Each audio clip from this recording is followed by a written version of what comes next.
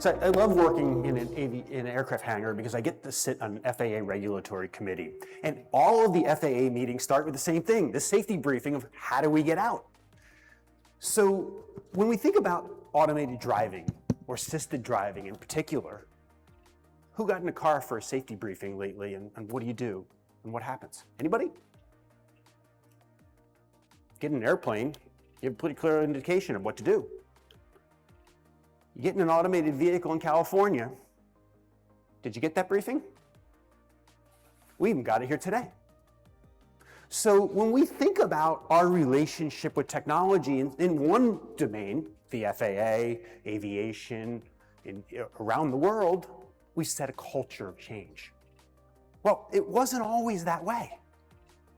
The aviation safety system evolved based upon what we as humans, as we as a society, found to be an intolerant level of harm. And quite frankly, we've been doing some of the same work in certain parts of the world on the ground surface transportation system. In Europe, safety is far different than it was several years ago. Unfortunately, I'm an American, where our roads are nowhere near as safe as they are in Europe. Is that a technology issue? Maybe to some degree, but it's primarily a behavioral issue. We've not addressed politically the behaviors that need to change on US roads. Impairment, fatigue are two of the big killers. And yes, there's lots of other things such as distraction and attention, but at the end of the day, we have an alcohol and driving problem and a fatigue driving problem. In Europe, you've done amazing jobs to change that. So here today, we're going to talk about driverless vehicles a little more. My first keynote in this topic was the best part of 15 years ago at this point, the second driverless car summit in Detroit. And I bring that up because at the end of the day, there were a couple hundred engineers in a room.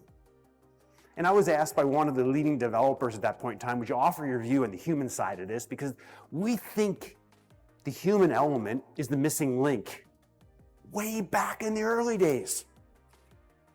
When I had a choice to do a TEDx talk in 2018, which I advise all of you to go back and look at, it is amazing how relevant 8 years later that is. Because while the technology has shifted amazingly, the same fundamental problems really do still exist today.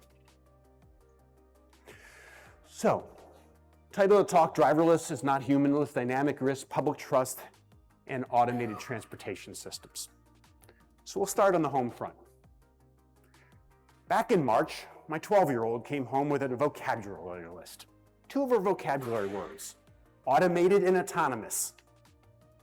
We are not dealing with autonomous systems on our roads. Autonomous systems are self-governing, independent. Raise of hands here. Unfortunately, in the US, we're dealing with a war in the Middle East. You are much more intelligent here in the UK in some sense, and you've stayed out of that. Who here believes that the drones flying around the Middle East or the Ukraine are autonomous? Raise a hand. Anybody? Good, someone's thinking. They're not. There's a huge amount of command and control and human involvement. Let's go over to the streets of California or Arizona or Texas, where there are Waymo vehicles on the road. Are any of those autonomous? No. So it takes a 12-year-old's definition in a vocabulary to break down at the end of the day, we're talking about highly automated. What's the difference between highly automated and autonomous? Highly automated involves humans at all aspects of that. So when we think about this fundamental here, the vehicle may be driverless, but at the end of the day, the system around it is far from humanless. That very point is the foundations of where the United Kingdom and the rest of the world need to be thinking about our relationship with autonomy on our road. At some point in the future, I am a firm believer at MIT because in the name itself, technology is the answer. Now, what's your question? Technology will get us there. Do I believe in autonomous agents? Yes, but I do not think they're going to be driving cars on our roads in my lifetime. Maybe my kids. Probably their grandkids or my great-grandkids. Because we as humans still don't have that red button. So one of the interesting points is here that what we're seeing in the US is that the deployments that exist are outrunning governance. Technology in Silicon Valley is defining something that is amazing. But at the end of the day, we look more like the aviation system in the 1950s than we look like the textbooks that have been written on the elegant development of safety standards that have influenced everything from the aviation safety system to the operating room to telecom and the like. We are forgetting about a lot of this foundation. So what does this mean? What are we seeing on the roads of the US? Who's watched YouTube clips? Anybody? A couple people? Should watch a lot more of them. Because we're seeing the self-report of emergency response. We're hearing cries from California around how emergency responders are being delayed. We're seeing data access issues, transparency issues, incident investigation issues. The lesson here is quite simple. Moving fast is not the right answer. Do not let the technology to continue outpace governance. During the last administration in the US, I sat on the US Department of Transportation's Transforming Technology Advisory Committee. It's a committee formed by Secretary Buttigieg to study a couple pieces to advise DOT within the US. I sat and co-chaired the AI subcommittee. Why? Because I see AI governance and writing AI governance for the department to be more interesting in one sense than the automated vehicle side because it sits above it. Automated vehicles are just an aspect of AI governance. Very coupled, okay? President Biden had instructed all the departments to work on AI governance. That was all obviously thrown out during the current administration.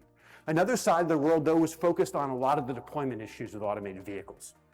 I urge you all to go back to the TTAC report that was co-authored. It does sit publicly. It's been pushed to the side. It was published 3 days before the transition of the administration. Okay, you can think what happened to it. But we had, at the end of the day, a number of stakeholders with incredible firsthand experience with the complexities of automated vehicle deployment saying, what do we need? Obviously, much of that has not yet been deployed. When emergency responders show up to an automated vehicle and say, what do we do now? Time is of the essence. So the technology really is cool. It's amazing what we have done with robots. So as a consumer, and I hear this all the time from folks, wow, look at this cool technology. Well, I book a ride. I get this enjoyment of a ride without a driver in the front seat. And most of the time, I ride safely. Behind that, though, experience is not the technology. It's a technology that is bolted into a much larger system. And a few years ago, as I mentioned, I've been in this area for a while, we were so hyper-focused on this technology, and many of the developers would like us to stay there. Why? Because that's the piece of the puzzle that can be controlled. When we as a society interact with this, it gets a lot harder to predict. Who here is from the government side of the world? Raise your hands. Just one? Anybody else in the back? Two? Your role is to protect society's interests here. That doesn't mean prevent the technology. It's how do we look at the bigger picture and the system working together. So the vehicle itself is just the edge that we see of an automated transportation system. Let's go. We're sitting in an aircraft hangar. There's planes next door that are really nice. If we just looked at the plane itself, do you think aircraft transportation and flying would be safe? We need to look at pilot skill, pilot training. Maybe we don't need that in drones anymore. We absolutely need to be thinking about the controller side of the picture. Lots of little pieces. We need to be thinking of telecom, communications, what the safe harbor is. I'm shocked that they're allowed to drive on an active runway here. I know you own the airport, but in the US, no way. So let's dive into this a little bit. So I was consulted early on in the UK framework. I don't think Jessica's here. She used to call me all the time. We spent some time when the consultation was done. But look, the UK has created an amazing regulatory framework for automated vehicles. You lead the world, hands down. Congratulations. But here's the bad news. It is only the first step. And how big of a step? Well, that's an interesting question. But I will tell you, you lead the world in the creation of regulation. You thought about responsible entities. You thought about life cycles. You thought about access. You thought about a whole lot of really important things. But that's only the starting line. Now that we have robots on our roads and the desire to enable more robots on our roads, we need to operationalize this. And that is where the rubber meets the road. Far different from the concepts of what this act built, which was phenomenal work. The team that did that did some elegant thinking. And how do we operationalize that in the real world? It's not a 2-week problem. It's probably not a 2-year problem. It is an evolution of building, thinking, moving, working together, collaborating.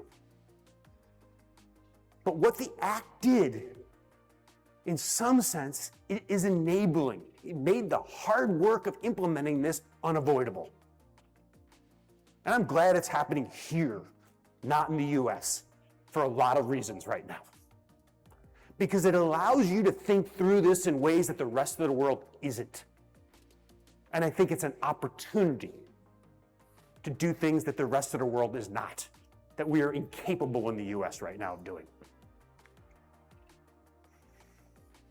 One thing that I think is important to think about here, from an insurance perspective, is that the risk associated with both automated and assisted vehicles is no longer fixed at the development and deployment of this vehicle or system. Thinking about that, the vehicle that drives off of the assembly line, whether it's a robotaxi or a conventional vehicle, that risk is not fixed. Why? Over-the-air updates, in-use operation changes, ODD shifts, incidents that occur, and changes in how we work with this system. That means the oversight of the system needs to change. Here in Europe, we have a wonderful thing. It's called type approval. In the US, we have self-certification. I don't think either works anymore. Why? Type approval worked when I was approving something that was leaving the assembly line.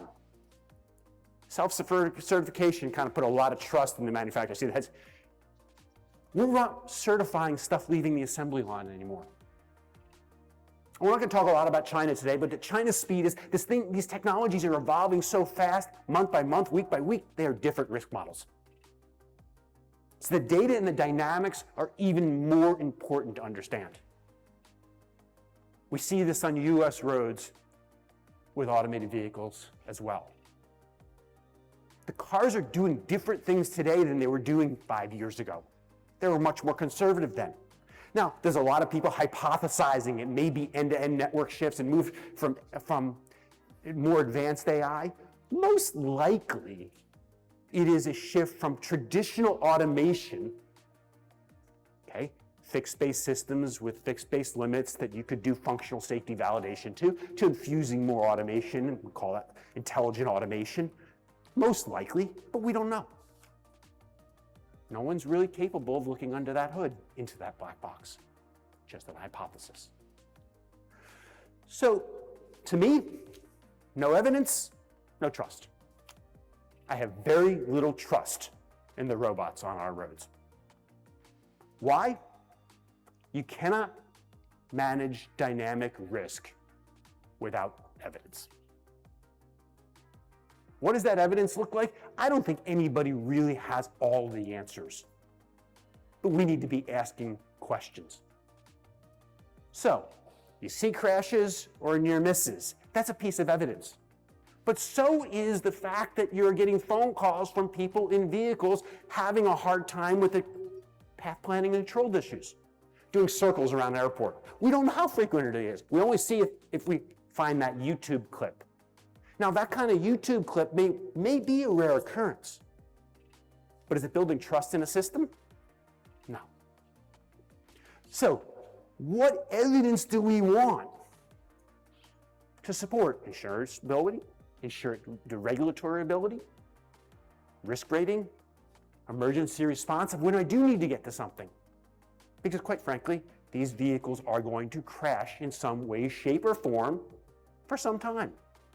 Maybe they don't do anything quote unquote wrong, but quite frankly, the animals still do seem to jump out of the woods in ways that path planning and sensing and control cannot fully account for at this point. We just can't have fast enough computers yet. So trust me, which seems to be the will of the way of Silicon Valley right now, is just not a governance model. Authorized access to evidence really is. Now, the framework in the UK Act allows for that, but operationalizing the data components of that, well, that is a different story. How do you build the data systems? Who has access? How do you move that around? What are the roles of the different entities? Not so simple. Open questions, ones that demand discussion, not authoritative action. To me, my opinion, responsibility needs to be shared. Quite frankly, automated vehicles are changing the experience to you and I driving in ways that they should be held responsible. Let me give you a simple scenario. One of the largest accident types in California is automated vehicles being rear-ended. Why? They drive with a fundamental different kinematic profile than us. They violate our laws of expectation. Well, that makes sense. They're being more cautious. How cautious should they be? I don't know. But at the end of the day, if you're being cautious enough that you're moving into an intersection, stopping unexpectedly, moving a little further, and someone rears end you because they've never seen this before, we were never trained, we never built that model, is that really the person who's following's fault completely? Probably not. What should the kinematics look like? Is better than human enough? Is equal to human the right answer? Or is equal, well, human, what is human? Human has a variability like this. We build that mental model as we learn to drive. So when we look at, how these systems are behaving, we need to be thinking about that. Now, in the United States, a few years ago, 5 or so, NHTSA administrator at times put out a standing general order and said, okay, thou shall report incidents to the US government of automated vehicles and assisted vehicles crashing and doing things that are not within our expectations. There's been a lot, and I'm kind of using a broad word because there's been a few changes to this reporting structure over time, as you might guess. But there has not been a robust federal analysis of that, and there has not really been too robust academic analysis of it. But last week, investigative reporters from CNN dropped a fairly lengthy article. Who here has seen that article? Only us in America. It is a must read. It is available publicly online. Just Google Waymo and CNN and you will find it on the top of your list. What 3 authors or investigative reporters from CNN did is went into the public data and started summarizing what a lot of us should be looking at. An enormous amount of automated vehicles running red lights in near-miss situations, driving onto closed roads, driving into flooded roads, delaying emergency response. Now, given we don't have the denominator, unfortunately, the reporting system didn't require exposure, we have no understanding of how frequent these events are. But what seems to be the case is they are more frequently than the folks in Silicon Valley would like us to believe. and quite frankly, occurring more and more frequently. Now, we had an issue in the US a couple weeks ago that I think there's a lot of positives for and a couple risks. You probably saw in the news that there was a recall. Waymo updated the software on all their vehicles dealing with flooded road issues. Right answer. We can change this, we can fix this. The bigger question was, we knew about it. We didn't do anything for multiple weeks. We finally decided we should. That is exactly where governance matters. I see the head going up and down. Let's rewind a little further back from that. Anybody hear about school bus issues and school zone incidents? Yeah, right? Okay, the issue is not that these situations are occurring. It's part of the learning process, and we're gonna have to live with that learning process. Because quite frankly, robots are much like kids. They're going to learn and get better over time. But whose decision is it when it's time to correct an action? And it's time to ensure that we learn from that action and it never occurs again. That is the act of governance. So in the absence of traditional fault here, traditional fault just doesn't work well, and you got some of that in the UK legislation. We need to be thinking of what this system risk looks like. So I think it's important we step back to remote assistance for a moment. A lot of great pieces, again, some great news in the US about the fact that Waymo set some of their remote assistance in the Philippines. We don't know if it's still there or not.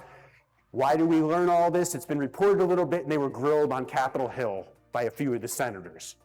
So outsourcing your remote services over international lines. Why is this so important at the end of the day? Because jurisdiction.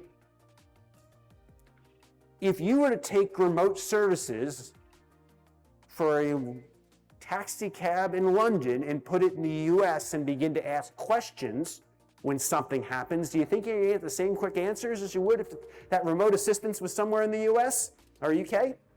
Probably not. Now, I can think of a lot of reasons that a big company would do this. Cheaper, easier to maintain, easier to control, and easier to mitigate my liabilities. We're never going to ask folks in the Philippines the questions that we really want from an NTSB investigation. There's no access. But the important part, and that's the negative externality, the important part is the positive side of this. Remote support is part of the safety system. So I'm looking at a Mach-E here. What's the most important part of the safety system in that vehicle? Anybody? Class participation. Thank you. And what is likely to become one of the most important parts of the safety systems in a remote vehicle, an automated vehicle? The remote operation system.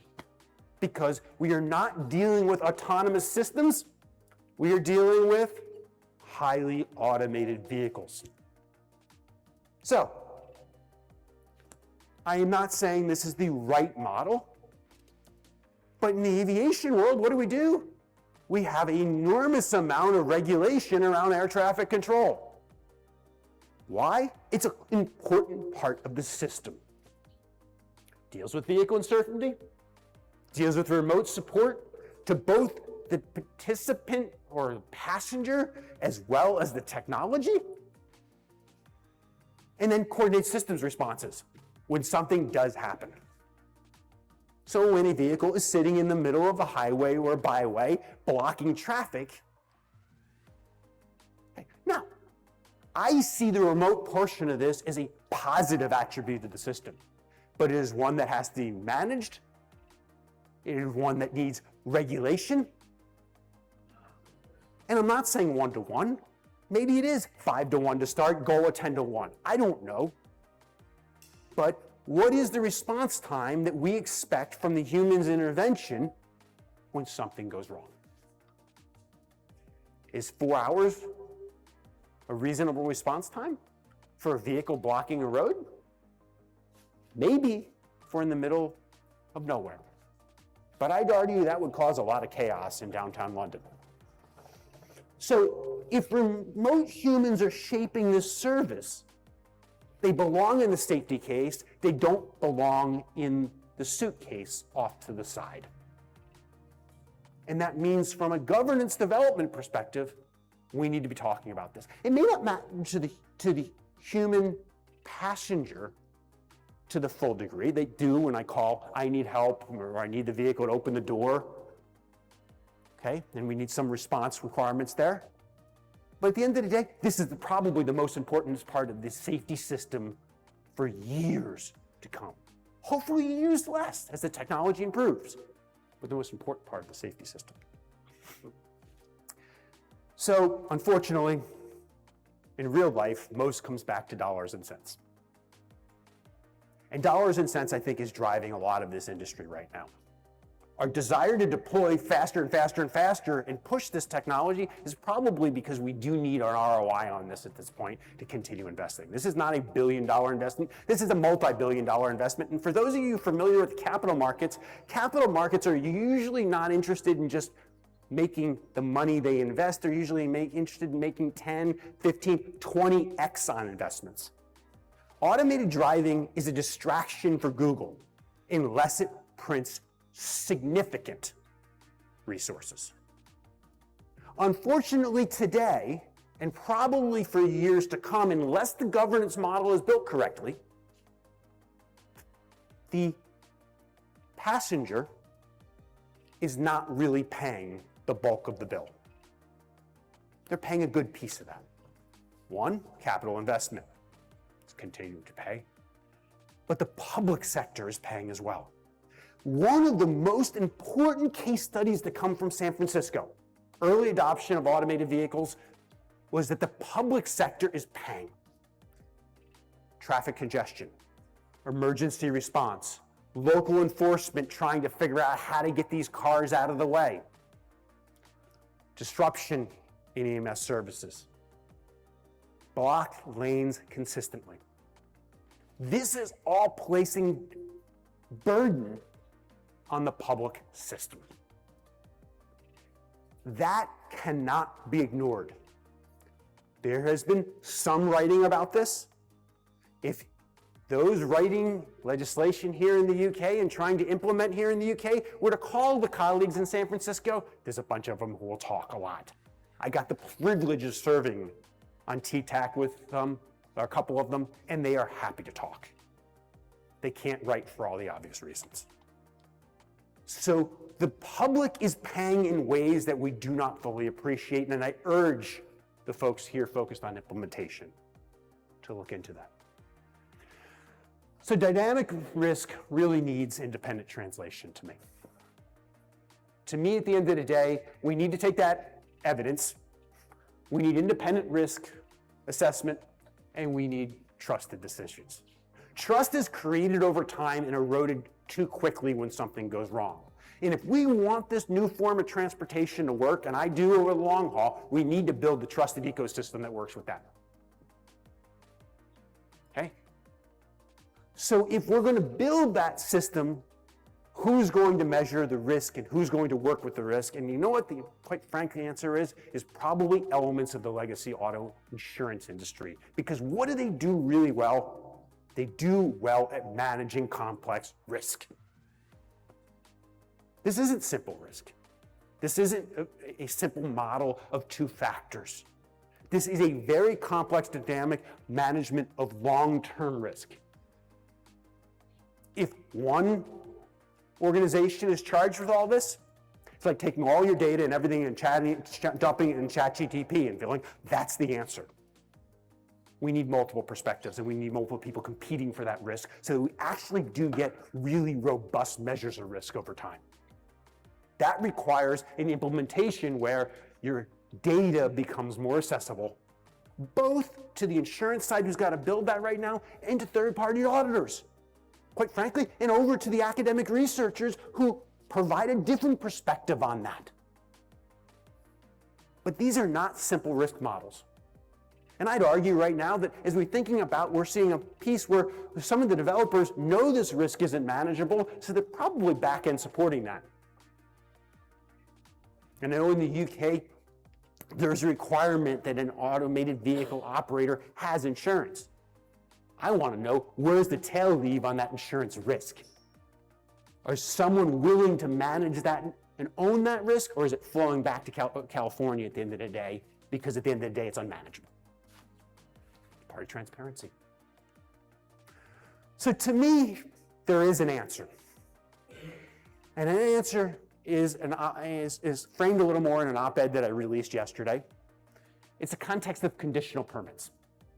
We need to earn trust. And quite frankly, I think we should give out conditional permits because we want robots to grow on our roads and provide a new transportation mechanism that hopefully can make life more enjoyable, more accessible, and more economical over the long haul. But by taking that conditional permit, you're also agreeing to evidence review. When the evidence supports that you're doing what our expectations mean as a society, great, keep going. But when something happens and you start driving in the flooded roads, maybe we want to slow down a little bit. Not waiting for the corporate decision-making that unfortunately is often tied too hard to dollars and cents to make that decision. Setting some guardrails up front of, hey, we need to slow down. What does that slowdown look like? Well, it could be reducing the operational domain. It could be reduced fleet size. But at the end of the day, it is about slowing that system down a little bit and forcing the updates and thoughts that are required to improve it. There's no simple answer that we can operators say of, hey, constrain the ODD to these 3 streets. But that's got to be a trusted conversation between the operating parties. As I opened this conversation, I had the blessings of sitting on an FAA regulatory committee. The dialogue between the manufacturers, primarily Airbus and Boeing, the operators, the airlines, the regulators in the industry in the US is amazing. One of the first lessons I learned in the FAA in these meetings was a discussion of FOIA. For those of you in Europe, FOIA is Freedom of Information Act. As an American taxpayer, I can go to the government and say, give me a document. It takes a lot of processes and a lot of time. The FAA does not want ownership of a document that can create a liability for the airlines or the manufacturers. They really don't want that. What they want is to understand the system. They want to work collaboratively and collectively together to improve it. And while it may not work as well as it used to because of a lot of political forces and budget limitations, it is what has created the aviation safety system as we know it. Collaboration, open sharing, transparency. There's a conference twice a year where they all get together. It's not in public conference. You actually can't go unless you're invited. It's about info share, sharing information because no one carrier should repeat the same thing, but each carrier shouldn't. So if Delta learns something fundamental, they want JetBlue to know that as well. And that fundamentally is the culture we need to create here if we want this type of technology to be successful. So to me, we need the evidence. We need to hold folks accountable, and we need the governance to support that. And here in the UK, you live in a special place because you started this process so effectively. You built something that was so strong. But it's now, how do we take that building block and move it to an operational model to develop an ongoing, trustworthy, insurable, countable, publicly accepted, automated mobility system? Not autonomous. It's likely not to be autonomous in my lifetime. But we can do that. Now, we're obviously fighting with the forces of capital. But that is the responsibility of good governance. So when we think forward here, I urge the insurers, the government officials in this room, and others to scratch on a little of what I'm talking about here. A lot of this is in the public domain. We can do this if we work together and we think forward. The failure that I view is the following. Silicon Valley trying to treat automated driving much like the cell phone or another piece of technology. It's not. For all of the reasons that automotive safety has evolved, and the safety-centric environment and our trust in what's going on in roads around us works. It's not just another piece of technology. It's a system that we need to evolve, that we need to create together, and we need to talk about and work through. And that's a good point to close this. Thank you all for your attention. There is a long list of pieces here. And I encourage those who are interested to take a peek at my LinkedIn profile or my Substack. I've been writing a bunch. Uber has actually just given me a little resources to keep writing. I am pro AV, but it is a long road to responsible deployment. And we need to be talking about that. And there is no easy answers. Okay, thanks, Brian. That was a really interesting presentation, and I think some real food for thought for everybody on what is a really current and emerging topic. So I just want to explore a couple of the areas that you've touched on.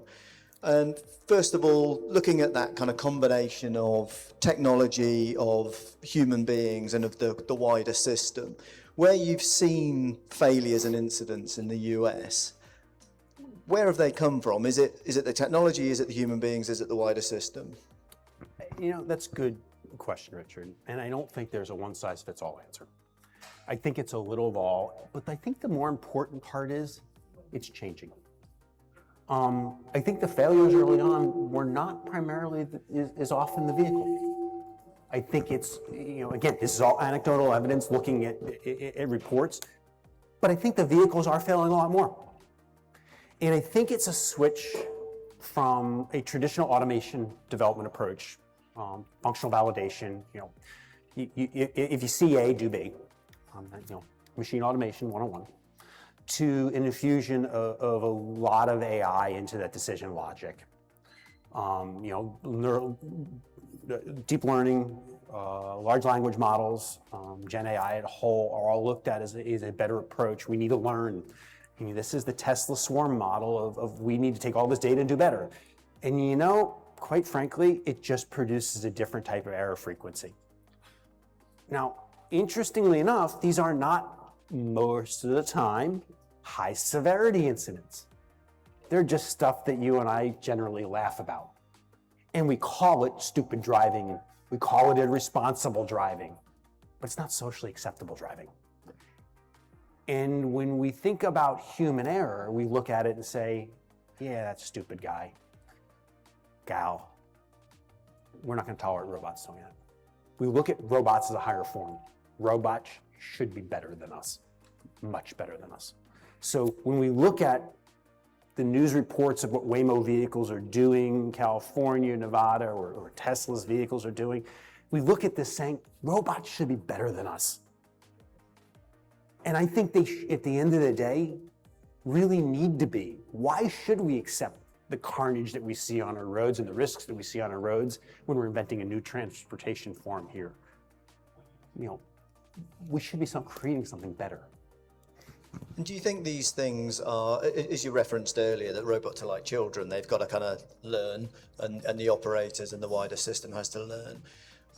Do you think that it's acceptable that those incidents are taking place on public roads, or should that sort of be behind closed doors?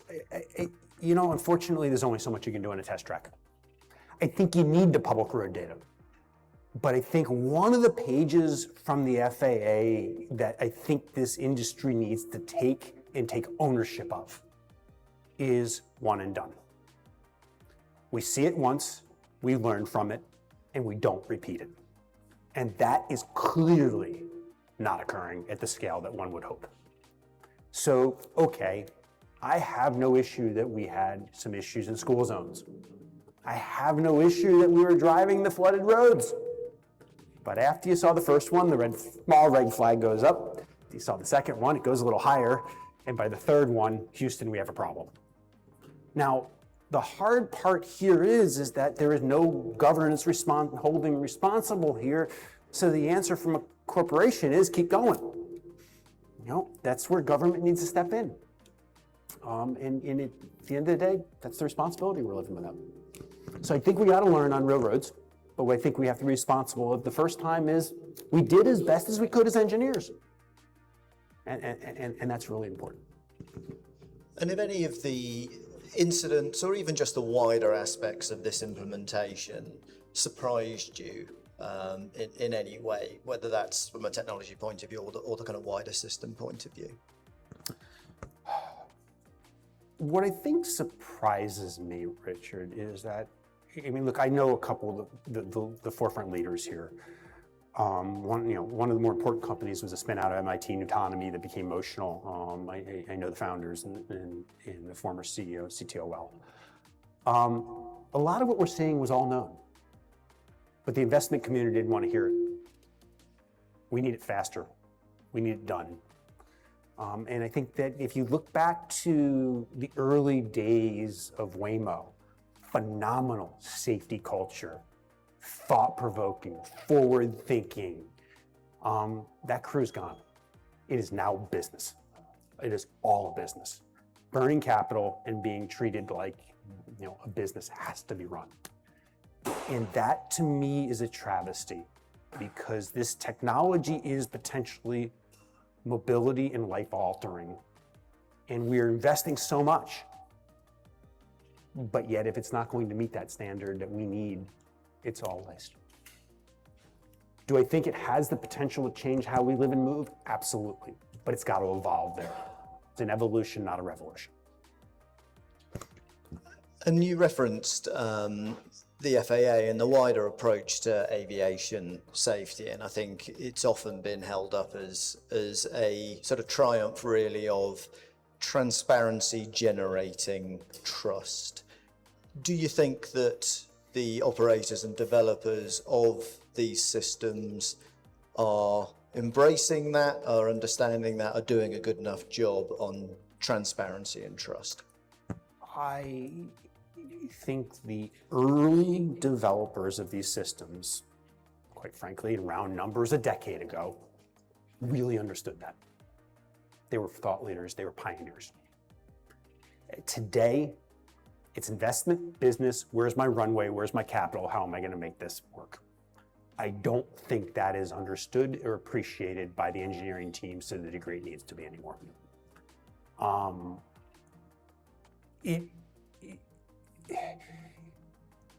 I sit, as I said earlier, on an aviation rulemaking committee with the aspects of the aviation safety system who are desperate to right the ship. As many of you know, the aviation system is probably not as safe as it used to be.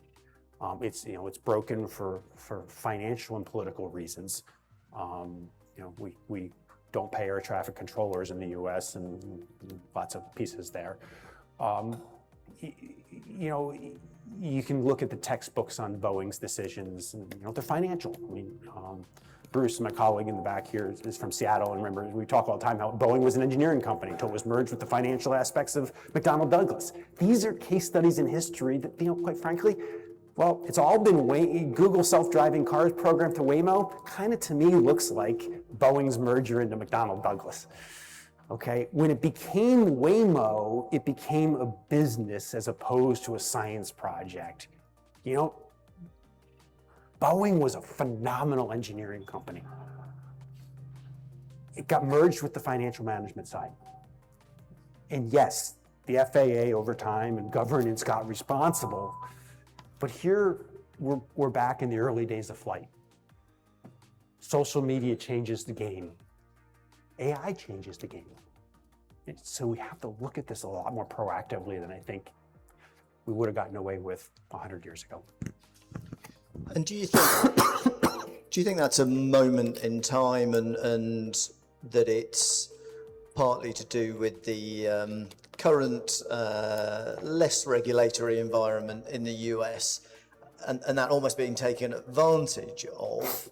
Or do you think that's just endemic to how the developers and operators of these systems and that they've come from Silicon Valley, that it was always going to be like this?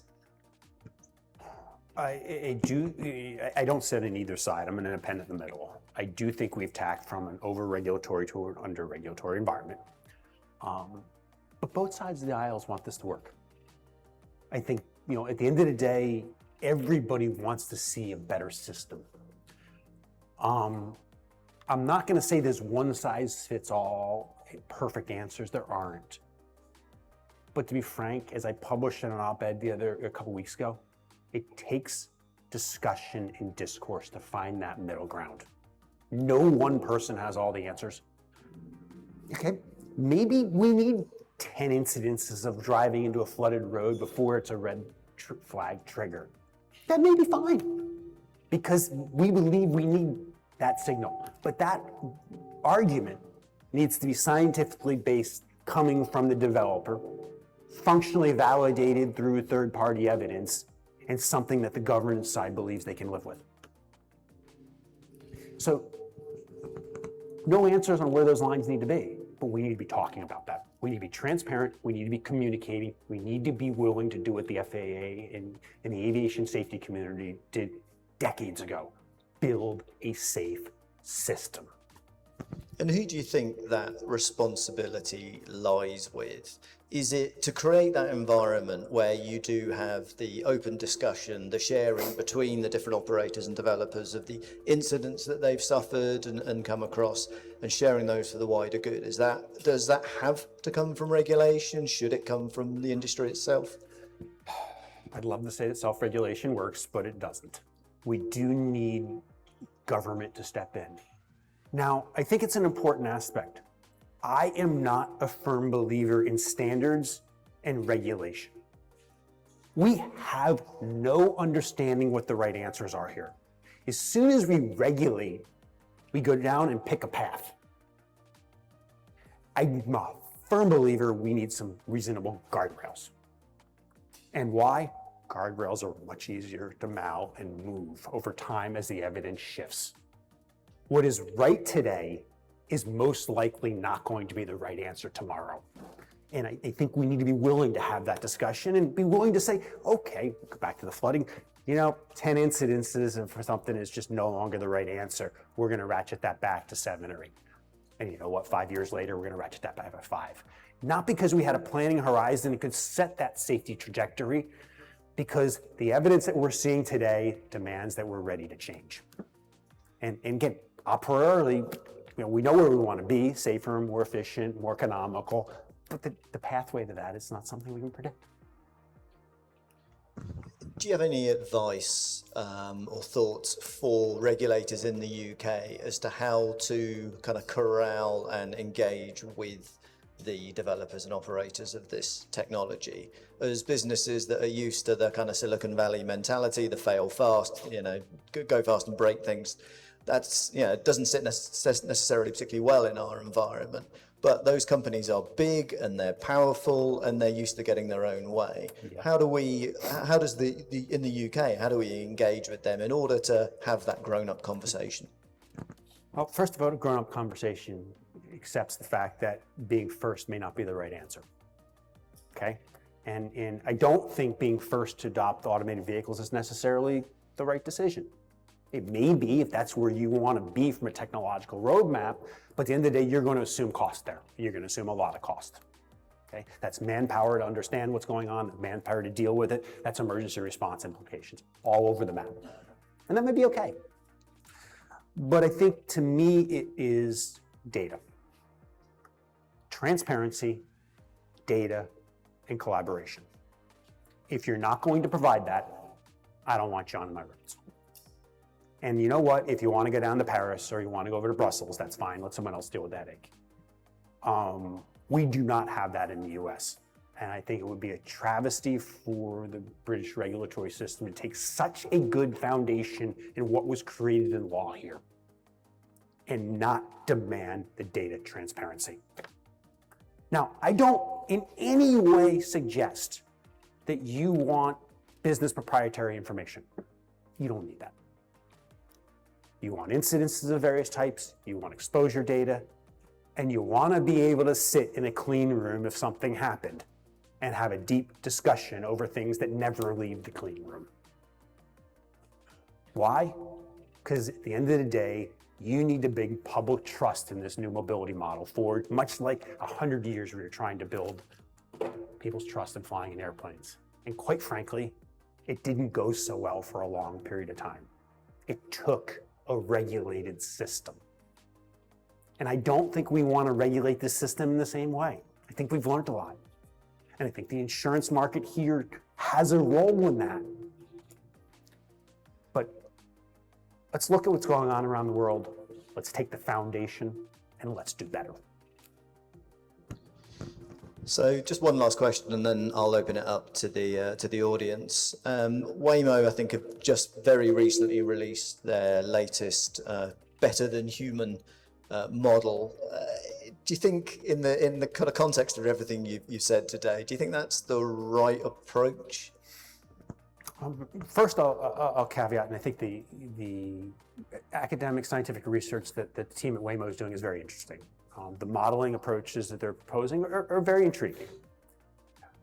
But let's make it simpler. Very fancy math, very complex mathematical modeling, very interesting. But at the end of the day, are we as individuals willing to let a robot behave as poorly as we do? And the answer I have is absolutely not. But as a regulatory side, I think you have a challenge. Maybe the best a robot can be to start is as good as us. But what is safe enough and effective enough today is not good enough tomorrow. So even, again, this is policy decisions. Even if the policy decision is equal or better than human today, it better be 5 times X next year, 10 times X the year after, and I'm just giving you an illustration on timelines. So the modeling here that is happening on better than human is just the foundation of best case scenario to me. But I don't think you're going to build trust in this system better than human. An old friend who remained nameless, who multiples of 10, if not hundreds of times better than us, if this system's going to work over the long haul. And to be frank, the aviation safety system has really shown that's the case. There was a time where you bought insurance before you walked on an airplane. Now we all walk on an airplane not even thinking of the fact that there is a risk. And quite frankly, flying is multiple times safer. I hope so. Even with all the helicopter noise outside. And I don't know why we don't all get on rides in jets today. They're quieter. Great, thank you, Brian. So any questions from the audience for Brian? Please. Andrew. We'll get you a mic. Hey, we can control the environment in here. It's just this aircraft side here. Not a problem. I was at an event recently, and the former Chief Government Scientific Officer for the UK was saying about how difficult it is to change government policy. So given that our government has set a direction for autonomous driving and seems to be progressing with that regardless, any thoughts or have you had any experience in the US about how to change the government's policy and direction? That's a good question. If you can change the policy directions of the US, you're really, really doing well these days. I think there's some, I hate to say this, the media has always had a role, and I'm not sure we completely have free speech in the US at the moment, but I think it's a role of the media.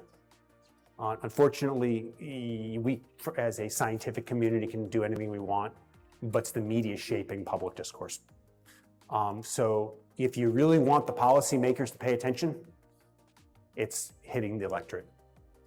Now, the hard part of that is I'm a believer in this technology over the long haul. It may take us a century to get there, but that doesn't mean we shouldn't be investing there. So how do we get government to pay attention without eroding trust in the consumer at the same time? And that's going to be a really hard piece. So I give credit to a number of journalists at the Wall Street Journal and the New York Times lately, as well as CNN, who are starting to creep on this a little bit. So if I was sitting over here in the UK, you know, and the Financial Times starts publishing articles of should we be doing this, the risk to governance goes up. Okay, and again, I am fully supportive of the move towards a highly automated mobility system. It's just we need to build the operational sides along the way. Now, again, I fully appreciate why some of these cities want to be first, but that's, in some cases, our elected officials make these decisions for us. But the elected officials need to suffer the consequences when they're making decisions the populace doesn't want.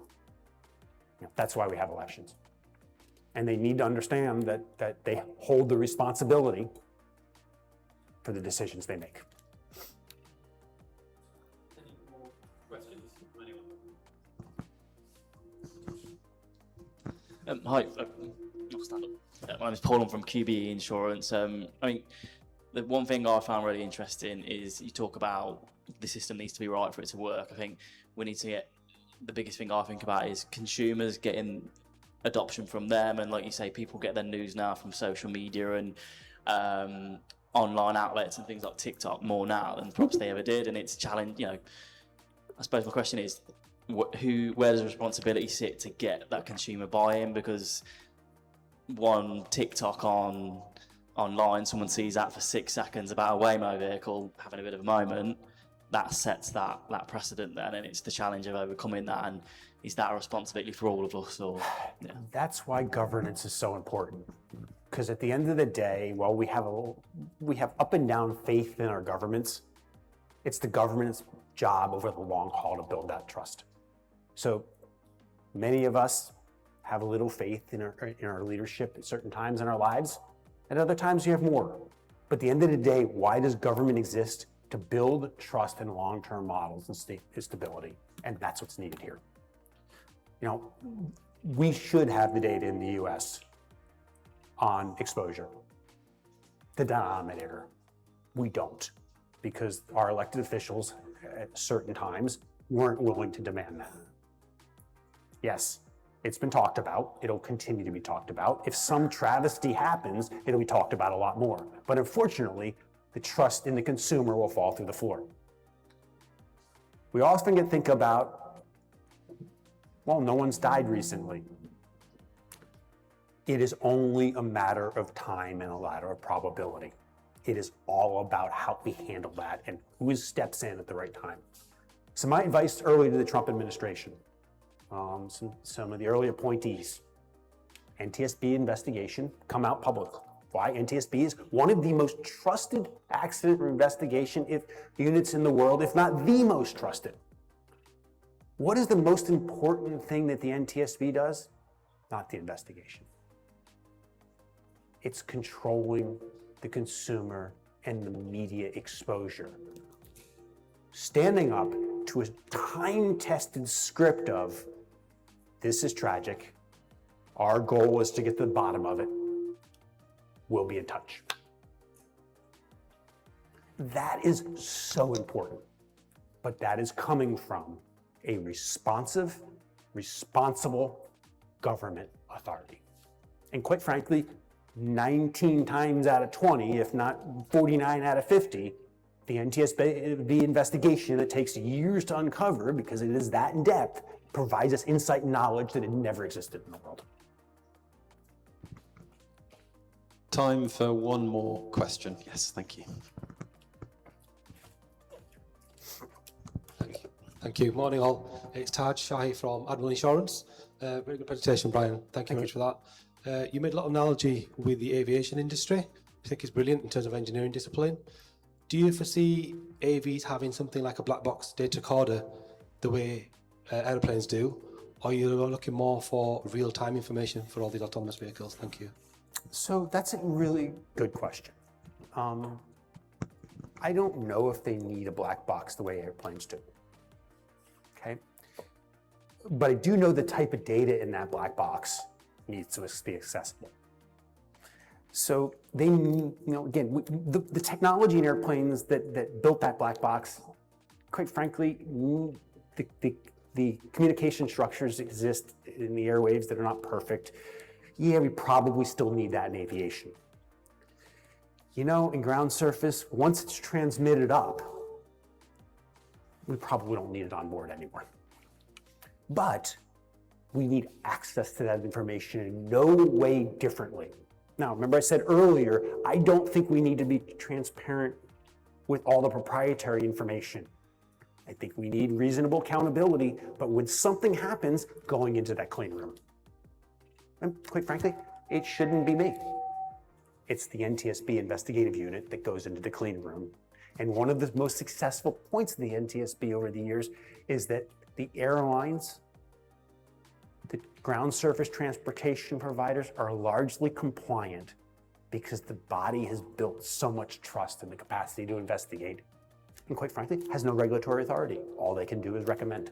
Fortunately, in the aviation safety industry, those recommendations are often taken near and dear to the heart in the US. In the ground surface, they're swept under the rug and ignored too frequently. And that's just different cultures.